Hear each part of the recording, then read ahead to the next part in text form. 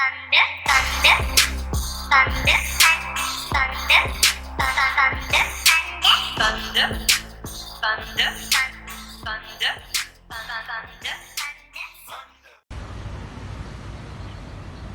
Assalamualaikum and good day everyone. So today we are going to learn about a topic which is diversity among Spiralians under chapter 28.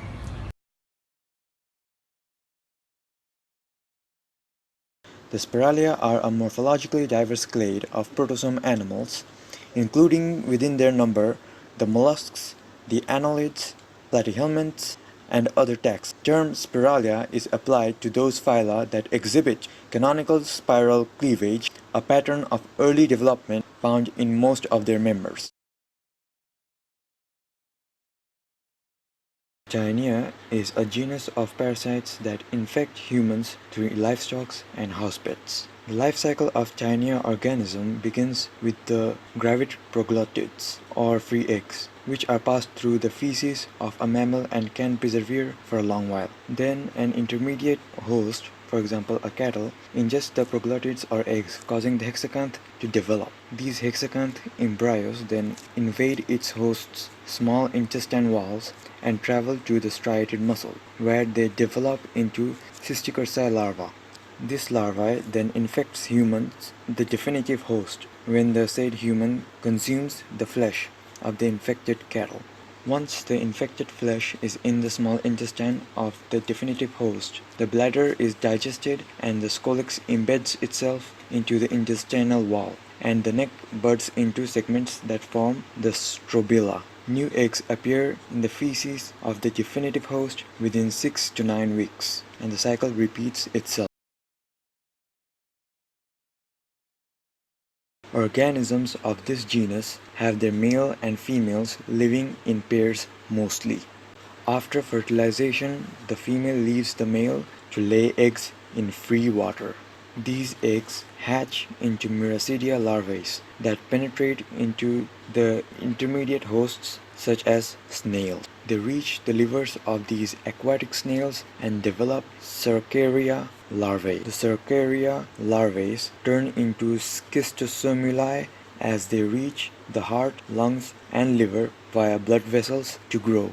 After this, the males and females converge at the pelvic veins to become sexually mature and mate. So generally, Spiralia can be divided into two large groups, which is Lophotrochozoa and Platyzoa. Lophotrochozoa can also be divided into two groups, which are Lophophorans and Trochozoans. We can represent the Lophophorans in the traditional sense as a single lineage containing three groups, which are Bryozoans, Brachiopods, and Phoranids. The next classification of Lophotrochozoa is Trochozoa. It contains of mollusks, which commonly found in marine, freshwater, and terrestrial habitats. Mollusks have three parts of body plans, which is visceral mass, mantle, and foot. Most mollusks have an open circulatory system, and the heart pumps hemolymph through vessels into a hemocoel. Next, Trochozoans contain bivalves, which consist of species like clams, oysters, shipworms, and scallops. They have no head, no radula, and very little cephalization. Other member of Trochozoans is called annelids. Annelids sometimes being called the segmented worms. The most familiar members of this group are earthworms, marine worms, and leeches. Segmentation is the repetition of body parts along the length of the body, and they have setae to help them in movement. Next, we're moving on to the second major group of Spiralia, which is Platyzoa.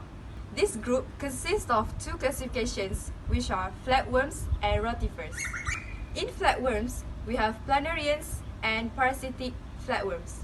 So planarian is a group of non-parasitic, free-living flatworms. Do not have complex eyes, but rather two pigmented, light-sensitive eye spots on the top of the head. The next classification of Platyzoa is rotifers. Rotifers have a crown of cilia, known as the corona, on their head. When in motion, the corona, which looks like a spinning wheel, serves as an organ of locomotion and directs food into the mouth.